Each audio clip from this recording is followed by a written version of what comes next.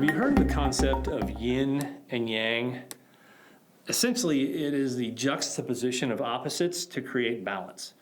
And leadership is in large measure a study of opposites and a juxtaposition of the yin and yang of different concepts. So I'm going to offer a few of these to you right now.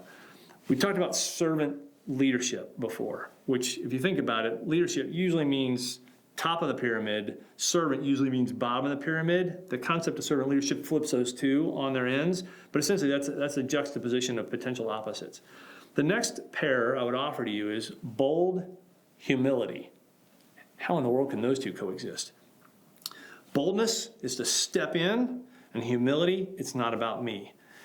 I'll give you an example. I sit on conference calls every week, sometimes dozens of them every week. Sometimes 3 or 4 people, sometimes 10 or 12.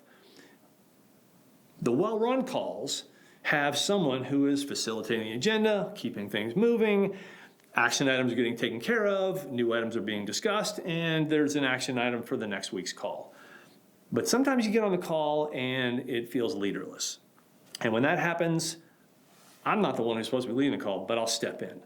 And that's not because I'm there to beat my chest as the one in charge, even though I may have the largest title of everybody on the call, but it's not about me. And that's the point of bold humility.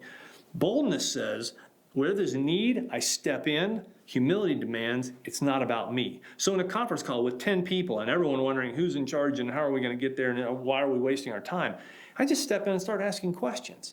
Boldness says I step in, take myself off mute and actually do something. Humility says, hey, we all are here. I'll remind them of the goal. I'll remind them of the fact that we're doing this because there's a customer who's trying to do something to serve their customer. I'll say, hey guys, by the end of this call, we need to know where we are on these items and talk about next week's call. So let's start. Mary, how'd you come on item number 1? Joe, how are you coming on item number 2? Mark, did you need help with item number 3, or is that impacted by number 1? And so you just facilitate the conversation boldly, but again, it's not about me. This is not about listen to me because I am the one in charge. It's not. That's the exact wrong way to do it. Bold humility says, step in where you see a need, but it's never about you.